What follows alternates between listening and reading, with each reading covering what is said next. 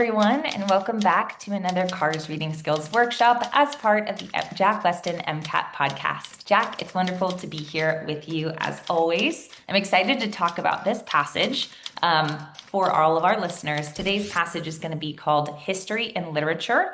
It's the Jack Westin daily passage called or from October 22nd. As always, we will include the link to the passage itself in the description if you'd like to follow along or pre-read. And of course, if you're listening to this on October 22nd, you can also see this on our website, jackwestin.com. We post free cars passages every single day, so as well as science, actually, passages and discretes, but definitely go check those out as well.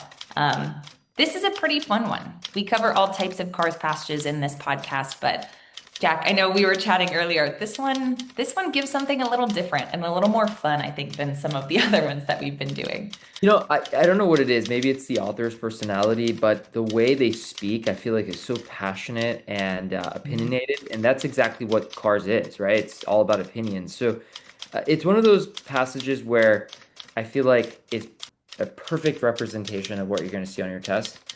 But it's also difficult because the topic is very just unfamiliar to most students. And so I love going through this because I think we can really explore the intricacies and the details and what makes this passage so unique. And ultimately, it does come down to reading comp, right? Reading comprehension is one of the most important aspects of reading Cars passages. So I think this session is gonna be a really helpful one in terms of how to pick up on those little things to really understand the passage.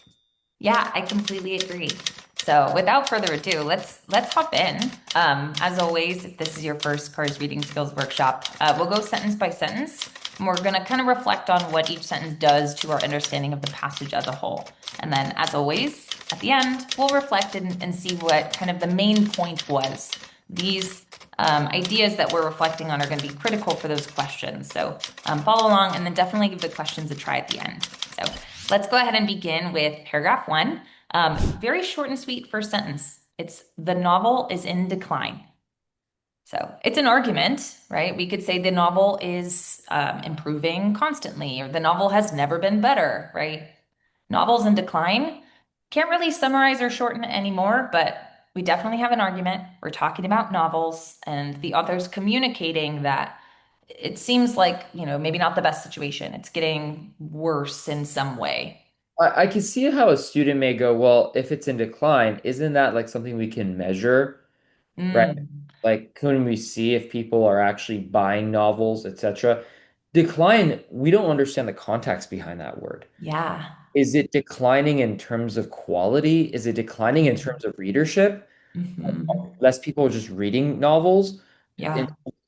sales, like people are just not buying them because we don't know exactly how they're defining the decline. We do know it is rather strong, right? It comes off very, very harsh here, right?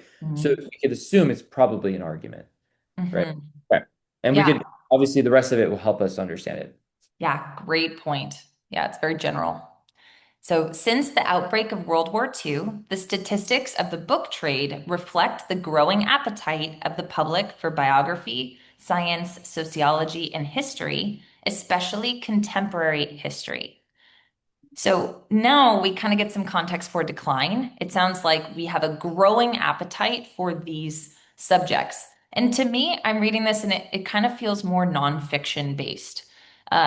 So we are increasing in our appetite for some of our more like objective nonfictional types of books or genres.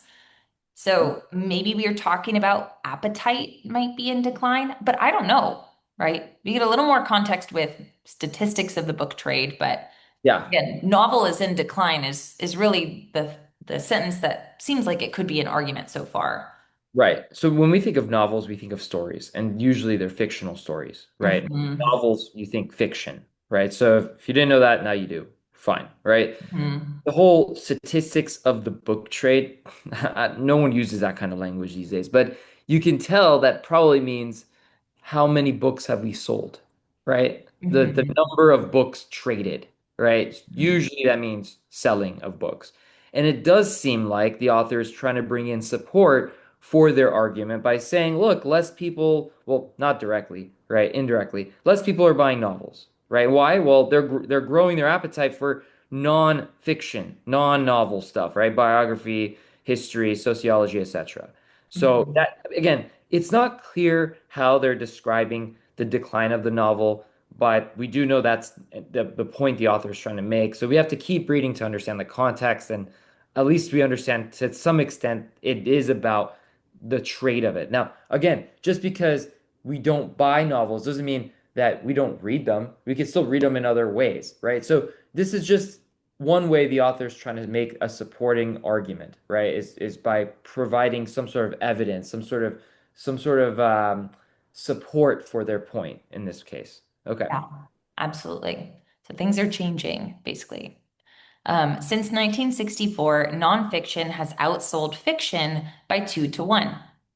So that kind of helps summarize what we were getting at with the sentences before. So nonfiction, those genres of books are being or are outselling fiction, which is like the novel.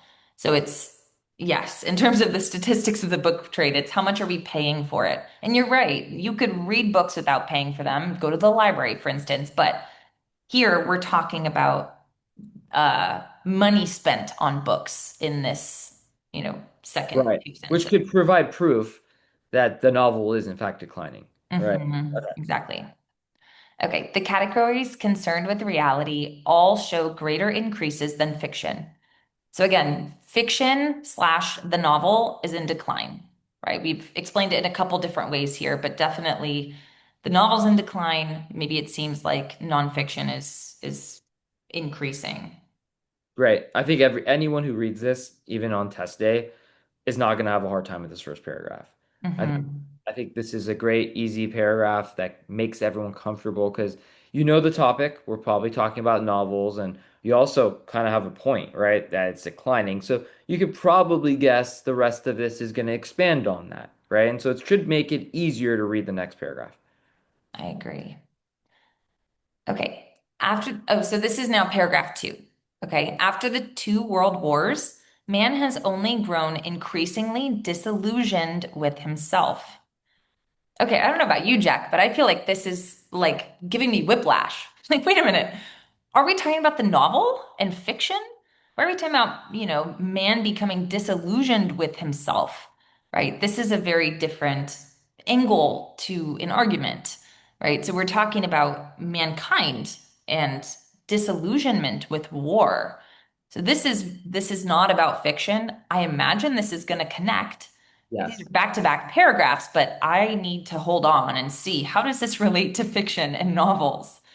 I'm sure Right. it will, but we gotta Right. wait and see. Yeah, I mean this first of all, this sentence is hard to read, right? Disillusioned with himself. I mean that just sounds negative, right? So Hmm. after the wars, people just don't like themselves.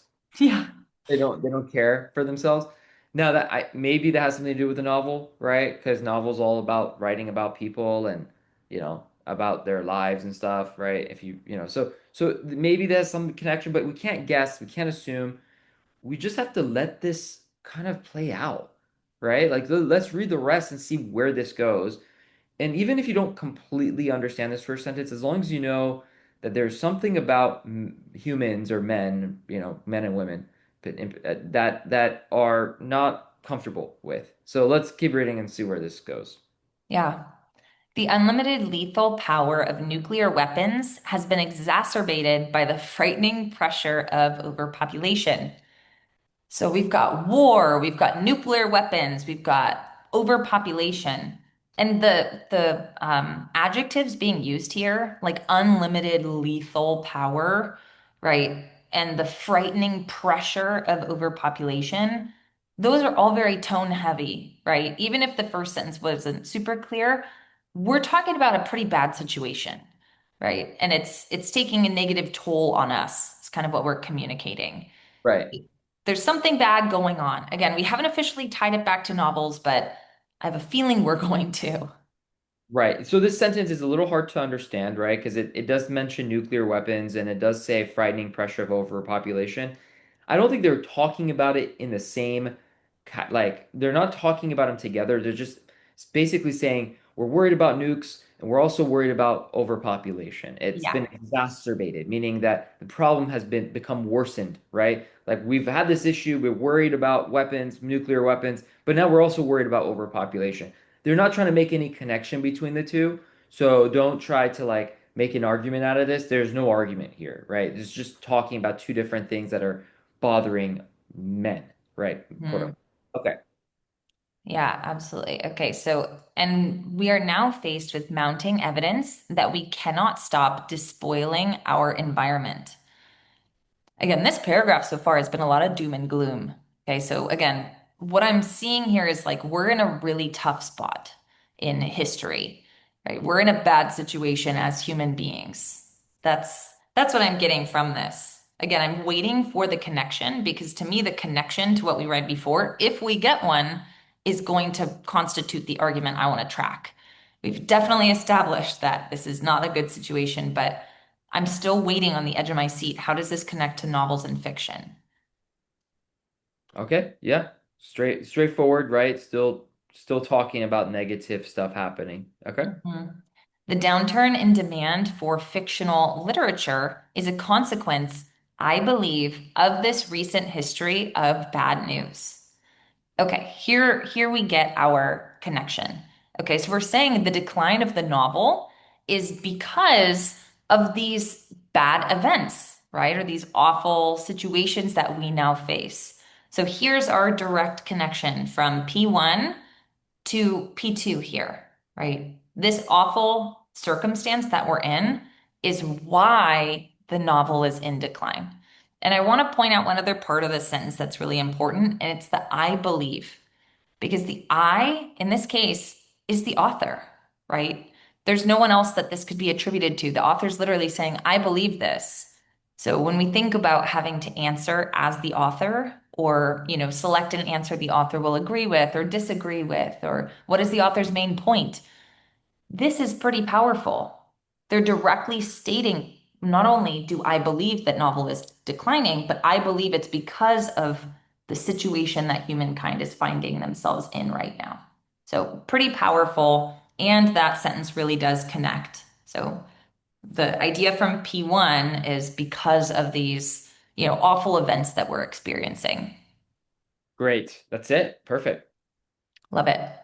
Okay, overcome by doubt of human purpose and divine purpose, man doubts his capacity to be good or even to survive. Okay, so now it sounds like we're coming back to the doom and gloom about just humankind in general, but it sounds like, again, we're struggling. We're struggling as a species and as a community worldwide, right? We're having a hard time. And again, we know the author feels that this is why the novel is in decline. So just kind of furthering that point. Great. And then one last sentence here in P2, literature naturally reflects this sense of self-disgust. Okay, so we already know that this is part of the reason why the novel's in decline, reflects this sense of self-disgust. We know we're disgusted with ourselves because of these events. Not sure, like, literature reflecting that. I feel like that's maybe we write about things like this. I don't know. I feel like that last sentence is pretty short, but it's harder to interpret given the context. But again, we already know our connection. Novel and fiction is in decline because of these awful events or because of our self-disgust given our circumstances. Right. Yeah, so this is a deeper sentence, but again, kind of on the same lines. So Yeah. overall, I do believe that anyone who reads these two paragraphs, even during their exam date, right, they will get a good sense of what's going on, right? That the novel's in decline and it's because of all these recent bad news, right? That's why it's in decline. They are kind of going deeper, right? Because they're kind of explaining the philosophical reasoning behind why, right? With this Mhm. idea of like, look, in the novel, we kind of talk about ourselves and we don't like ourselves because we're doing all this really bad stuff and it's, recently bad news and so therefore we don't want to read about ourselves and we don't want to read novels, right? That it is a little deeper, right? But like ultimately that's the idea, that's the gist. And I think if you want to do well in these questions that are gonna come up, you're gonna be fine, right? Without reading too into it. Yeah, absolutely. Um, and keep in mind, you have to read each passage and complete all, whatever, 5 or 6 questions, or 7 questions, depending on the passage, within a period of about 10 minutes. So even if you're tracking this key overarching idea that it's in decline because of these awful events, that doesn't mean that you will forget everything else that you've read. Like you'll still remember a fair amount. You only have 10 minutes to complete everything before you move on. So don't overthink it while you read. If you read carefully, you're probably going to remember more than you think you will, even as you are focusing on the most important ideas. Okay, cool. Well, let's take a look at our third paragraph, and see how we build on this kind of doom and gloom paragraph for P2. So the literary world is now filled with books that distort reality. Okay. So this is now not just talking about the decline of literature, right? Or the novel, I should say. Now we're saying books right now distort reality. So what exactly does that mean? It's not realistic. Okay. Is this are these the books that are more popular, right? It's what it's filled with. I'm intrigued to figure out what this means to the author because this in itself is an argument. So Right. I'm Yeah. intrigued to learn more. Distort reality, right? It changes it's not real life, right? And so Mhm. let's see, what exactly about these novels. The literary world is not usually like history or biography, right? Literary world usually means like novels. So we're probably referring to novels. Okay. Mhm. Okay, they are epitomized by a recent mainstream novel advertised as an quote, engrossing treatment of quote again, more or less random adventures touching on thievery, sadism, and voyeurism. So it sounds like we're talking, yes, about novels, and they just clarified that, right? We do have permission to interpret literary world as novels based on our second sentence. Um, and it sounds like this is characterizing what distorting reality means, right? So maybe writing about things that are not realistic for most people, like thievery and sadism and voyeurism, right? So we're getting further from reality. It sounds like this is support for that first sentence. Sounds good. Yeah, this is a difficult sentence to understand because it's not very common we read about engrossing treatment of this or that, right? But it Yeah. does sound like negative stuff, right? Thievery doesn't sound good. That sounds like you're stealing, right? Hmm. Sadism, voyeurism, these are all like words that seem a little negative. Okay. Hmm. Okay, fiction's preferred characters are the derelicts of life in whose affairs or ultimate fate it is impossible to sustain interest. Okay, so now we're talking about the characters, derelicts of life. If you don't know what that means, that's okay. I think when we say the ultimate fate, you can't get interested in. Like you're not interested in them, right? Yeah, You can't remain interested in these characters. Again, we know that we've been talking about the decline of the novel, and now we're saying, hey, we don't care about our characters. Like, this is helping us explain what's going on with these fictional stories that we're sharing. So right. just adding context. Right. You don't need to know what derelicts of life are, right? If you Yeah. just know that, these characters are not that interesting, you're going to be fine. Okay. Mhm. Okay. They are anti-heroes who reflect a general sense of man as victim. Ooh, okay. So they're anti-heroes, right? It's like it's the protagonist, but you're not even really cheering for them. And in this case, they're victims. So again, the characters are not that interesting or they're not maybe realistic, right? If these books distort reality. So we don't really love or care about the characters that much. Yeah. Seems like part of this argument here too. Also, it does give me the vibe that the author doesn't like it when even a protagonist or the main character is a victim, right? Mhm. Like to the author, that seems uninteresting.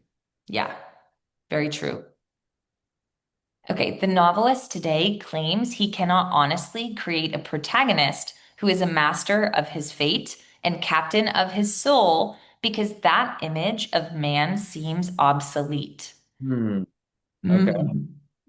Yeah, so it sounds like, again, because of these changes in humankind, like we don't even believe that you can not be a victim.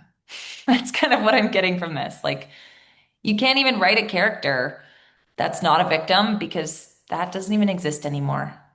Right, right. And so I guess what the author is trying to I get what the author is trying to do. The author is probably going to go against this thought process that everyone's a victim, and so therefore these authors have to write in a way that presents protagonists as victims, right? And Hmm. so maybe that's what distortion of reality means, because maybe that's not the case. Like you're distorting reality in a way where you're trying to make everyone seem like an anti-hero and a victim, but in reality that's not the case. Who knows? Let's see where this goes. But that's where my mind is heading with this whole distorting of reality. Yeah. And even within that sentence, just for context, it's supporting your idea, right? We're saying the novelist state claims he Right. can't do this because that image seems obsolete. Like claims and seems is not a very concrete way to say that if that was the author's ultimate argument.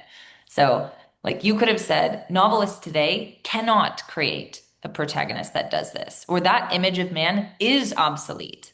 They've left the door open to maybe this is not a fair claim, right? Exactly. Yeah, Exactly. very, Exactly. very true. Okay, that man belonged to the self-confident 19th century, whereas the 20th century finds its, quote, heroes in losers. Okay, so again, we're definitely stating society's changing, okay? But right now, books distort reality. That's the first thing we want to track. And they're about losers or anti-heroes, right? That's what the author believes is kind of the connecting theme of books right now. They distort reality and they're about losers. Do we know Right. if the author agrees? No. Or that I should say, do we know that the author feels this is a good thing? No. But it does seem like this is the author's belief about what is going on in literature right now.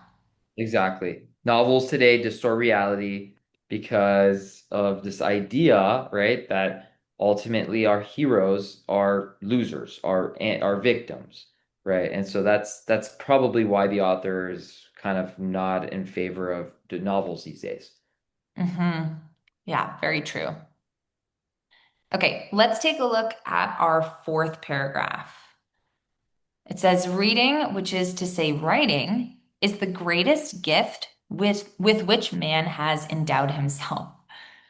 Okay, I feel like this is another first sentence of a paragraph that kind of gives me whiplash of like, wait, what? We're talking about how the world is doom and gloom and all books are about losers and reality is distorted. And now we're saying reading and writing is our greatest gift.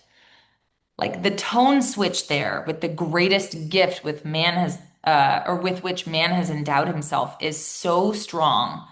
Okay, so the author really values reading and writing. Yeah. Again, maybe like you said, Jack, maybe the author's kind of disappointed with what's going on in the literature field right now. That's what I'm saying. Clearly. Yeah, that's what I'm saying. And also, I kind of referencing time, I do want to go back to the previous sentence where it said, 19th century and 20th century. In case you're not, completely aware of what that means, 19th century is 1800s, and Oh yeah. 20th century is the 1900s, right? And so that the author is basically trying to say before, the last 100 years the hero was someone who was a winner, right? And now the hero is a loser, right? And so that I think that's important to understand the timeline of things. I think that comes up a lot. So if you're not sure about how to understand 19th century or 20th century or 21st century, definitely just like research it. It's not too difficult to understand it. But yeah, so I'm sorry, going back to this. I agree, right? Like this is like the author is just kind of going into a random argument about how reading is really great. So I'm curious how they're going to tie this back to the novel or whatever they're referring to. Yeah, yeah, who knows? We'll see. So are we to spend it picking through the garbage of humanity? Oh my gosh. Okay.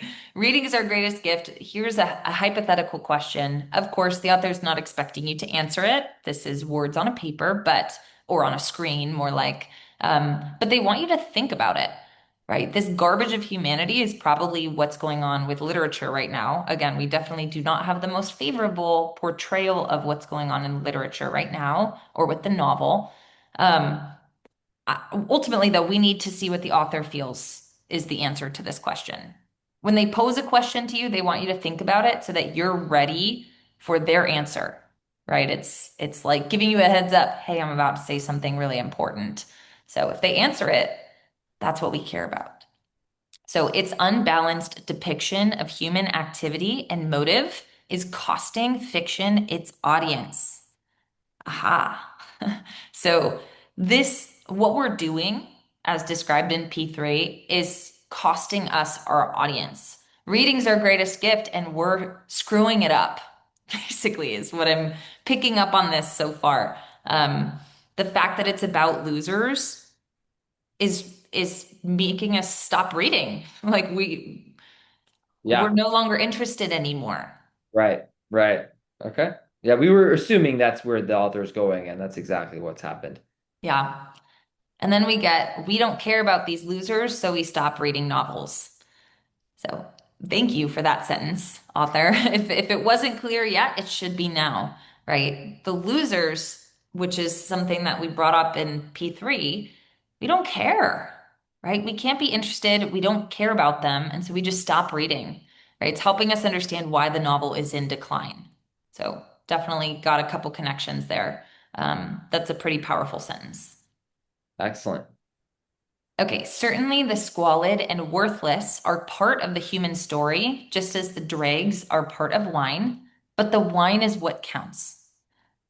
Okay, so you might be thinking, I don't know what the dregs of wine are, right? And maybe you don't know what the word squalid is, but certainly the worthless, I think that word is easier, is part of the human story, right? Probably the dregs are some worthless part of wine. But again, the wine is what counts. The author wants to focus on what counts. Maybe the author does not want us to focus on the losers. Again, I don't think that we've been very favorable about that switch in fiction thus far, but again, it's pretty strong. The author feels that we're doing novels a disservice by focusing on losers. That's making us stop reading, even though reading is our greatest gift. So I think those are kind of the main things that I'm getting here from P4. Right. Sort of an analogy to wine, right? Dregs are a part of wine, but the wine is what counts. So, yes, in human history, there's going to be positive and negative, but what matters is the positive, right? Yes, Good stuff, right? So, exactly. okay, great. All right, P5. But as tragic as this state of affairs presents an opportunity for history to take literature's place as the major presenter of man's role in society. Ooh, okay. So we start this sentence with the contrast word, right? And we always want to pay close attention to those words like but that kind of show us, hold on, let's switch gears a little bit, right? Pay attention to what comes after those. It's an important word. Yeah, it's tragic, but it also allows history to take literature's place, okay, as the presenter of the human story, basically. So maybe we're saying it's not all doom and gloom. Maybe the novel is not doing so well, but history can fill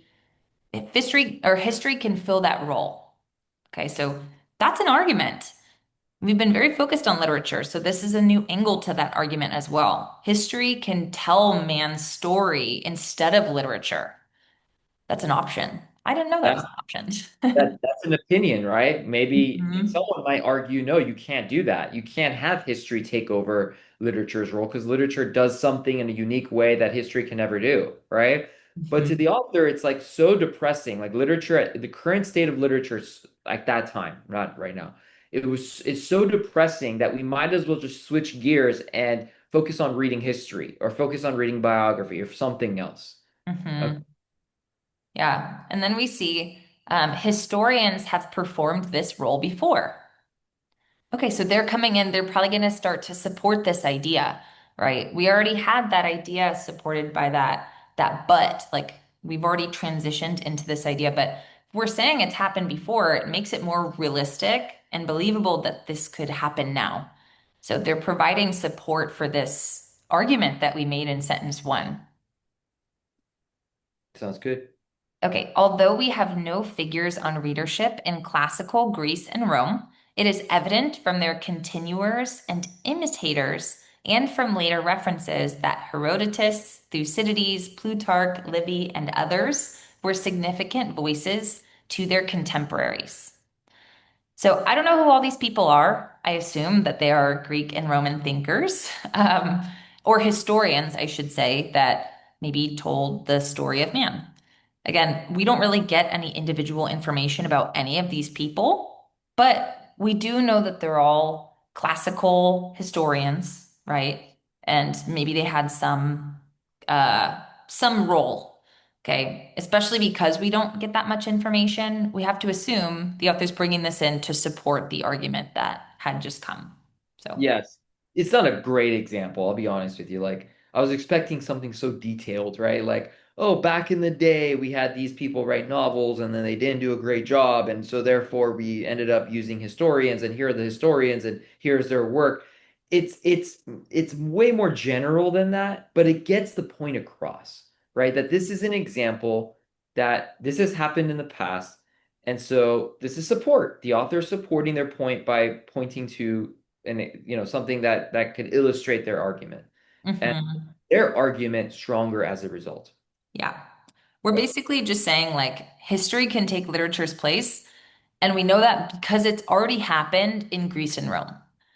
Like more than fixate on any individual person or any individual part of this, like this has happened before in Greece and Rome. So it's more believable, my point about literature or history taking literature's place. So yeah, just support. Not Great. the most strong, like you said, but um, we are citing a pair of societies that have had this happen. Great. Okay, let's look at our sixth paragraph now. Historians start with the great advantage over fiction writers in that our characters, being public, are important. Okay, this is a really interesting sentence. So we're saying history has more important characters than fiction, but also it's interesting that they're saying our characters. Like now I'm curious if this author is a historian or if they just mean our like on the form of like society, like our societal characters are more important. I'm now really curious who is Barbara Tuchman, Right. the author. Um, but history characters are important, and that's an advantage. That's the actual argument here. Right. That they're talking about interesting characters, right? Like Mhm. that people that historians discuss are interesting. Whereas Mhm. in fiction, they're kind of losers. Okay. Yeah. All right. Okay, so they are the captains and kings, saints and fanatics, traders and explorers, thinkers and creators. They're just giving us context on what they mean by characters in history. So they're important. Just giving us some context to use. Right.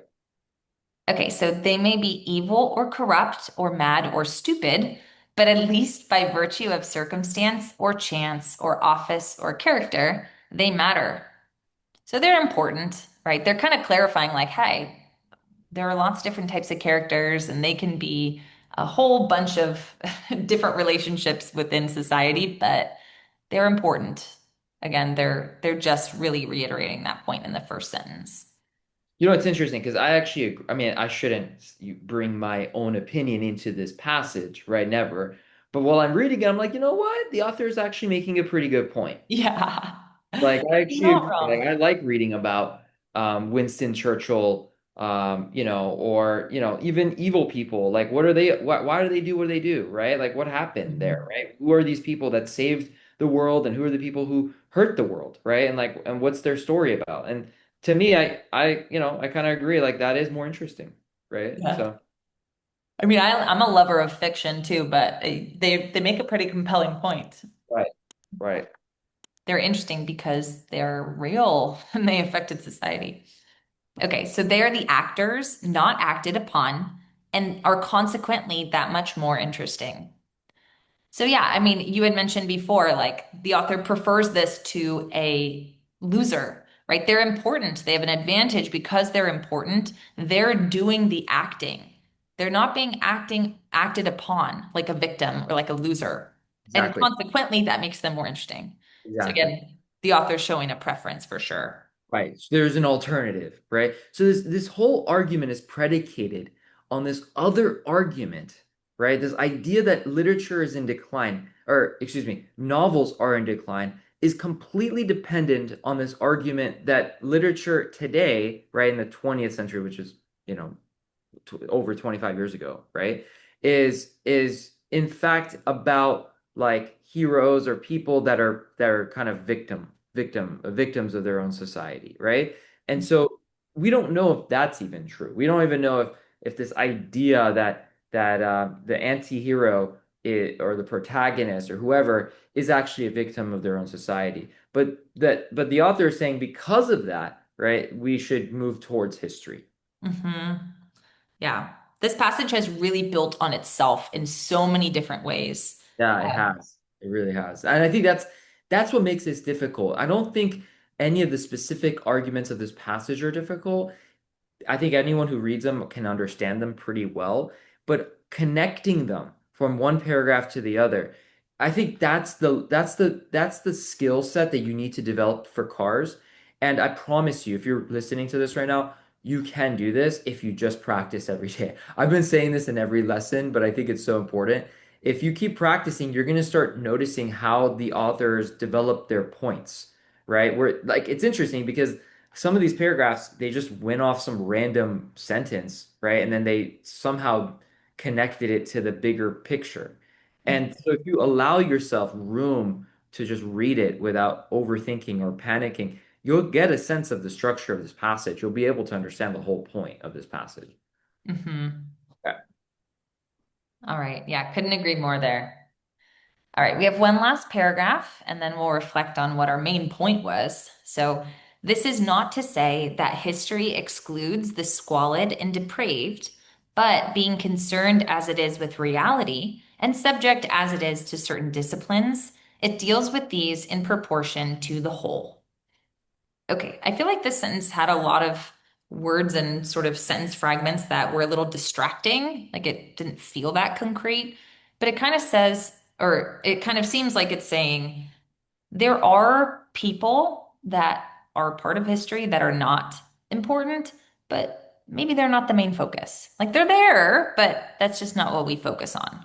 That's kind of what it's seeming to bring together for me. Um, but I do think this sentence is probably harder to understand for most students. So if it is, keep reading. Do your best with it and then keep reading. Sounds good. Okay, historians provide a one-way screen on the past through which one can see man at one time or another committing every horror, indecency, or idiocy that he is capable of today. Okay, so we're bringing back the doom and gloom a little bit, right? It sounds like history shows us the bad side of the world, right? Or of the past, right? Like we see the worst in humanity in this sentence, horrors, indecencies, idiocies, etc. I'm hoping we bring it to the other side of things, but we're definitely saying that we can see the bad stuff. Our next sentence says, but it also flashes beacon lights along the way to the future and is a useful nostrum against despair. So it definitely sounds like history shows us the good and the bad, right? Right. Both. Um, it can totally destroy your will to live, but it can also restore your will to live, basically. Right. Um, okay, and then we have one last sentence here, and it says, with literature lost, the task can fall to historians to tell what the human story is about. Mm. That's a pretty good callback to our what is that, fifth paragraph. Right. Um, Exactly. And also to our idea that literature is lost, the novel's in decline, right? This Right. passage really has built so many different layers on itself. It's going to make our task of finding the main idea pretty fun. I'm Right. excited. I mean, this last sentence is a repeat of the fifth paragraph, right? Which is history can replace literature, right? Mhm. In terms of telling this human story in this positive light, right? I Mhm. think that's the main idea. And Mhm. if you happen to read this last sentence and only like this last sentence, you got lucky. You would have found the main idea. This last sentence basically will help you with virtually all the questions of this passage, right? But that doesn't happen often. That doesn't happen all the time, right? And so I've always heard these strategies from students. Hey, can I just read the first sentence and the last sentence of every paragraph? For this passage in particular, I would say that actually is not a bad idea, right? Like the first sentence of the first paragraph was really important. The last sentence of this last paragraph was really important, right? Mhm. But you won't see that all the time. Sometimes the most important parts of the passage are in the middle, right? Yep. And yes, there were actually some really important points kind of made in the middle, right? But Mhm. the author in this passage definitely was inclined to writing in a way where they started and stopped with their major points, Yeah. right? So in such a passage, it would help. The best strategy, read the whole thing, understand it. Don't do some sort of trick or some sort of hack or shortcut, right? No. Overall, we found our main idea. Like, can you repeat that, Molly, if you don't mind? Like, what do you think is the big gist of this passage? Yeah, like you said, I mean, I think we started with a really important idea and it built into our last really important idea, right? The fact that the novel is in decline is really important to know because since the novel is in decline, we now have an opportunity for history to tell mankind's story. Okay, so it's the author has built so many layers on that original argument of the fact that novel's in decline, and we talked about why it's in decline compared to earlier. We got really into the details there, but it all led to what happens now. Okay, we've established the novel is in decline. Now what? Now history can take its place. Okay, the author has been building to this. I see those 2 points as really the main points of the passage, but between the two, if you've got a question of like, which of the following is the main idea? A, the novel is in decline, or B, with literature lost, the task can fall to historians to tell what the human story is about. The answer should be B, right? This is what we've been building to, right? This last sentence, essentially, of the passage, right? But this idea that history can take literature's place, right? That is built off this idea that literature is lost or literature is in decline. So it's all about this transition. And I think that is really important. Um, and Jack, you also said something really important, which is there's no little hack that works for this. I just was teaching cars office hours for our self-study course students and our live course students just yesterday, and we were talking about this. It's like so many people want to figure out exactly what supplement or weight loss drug will get them fit and healthy, and will pay all this money. Just give me a supplement to take. It's like the most realistic is or the most like secure and like trustworthy is diet and exercise. Like it's not the flashy Right. things. Like there's no one strategy of like, oh, if you only read the first 3 words of each sentence in paragraph 1 and 4, you'll understand everything. Like you might see things like that on Reddit. They're not trustworthy, right? They're not something that you can actually invest in. The best, most efficient, and most trustworthy strategy is the simplest and the things that people don't want to do, and yet that is the really the only way to be entirely consistent. It's read the whole thing. It's try and understand it. It's not getting fixated on any one sentence just because it uses big words. It's doing the best with what you have and never letting yourself zone out and get tired or frustrated, right? You just got to keep working. Give it your best shot. Don't look for all the tricks and the hacks. Like, just do your best. Show up, be curious, learn the best that you can, answer the questions in as effective and elimination-based way as possible. Look for the least wrong answer and keep moving, right? Again, daily practice is going to be really critical, but no matter where we're starting, I really do agree. I know this is your philosophy in all of our courses, Jack, but like every student can get good at cars.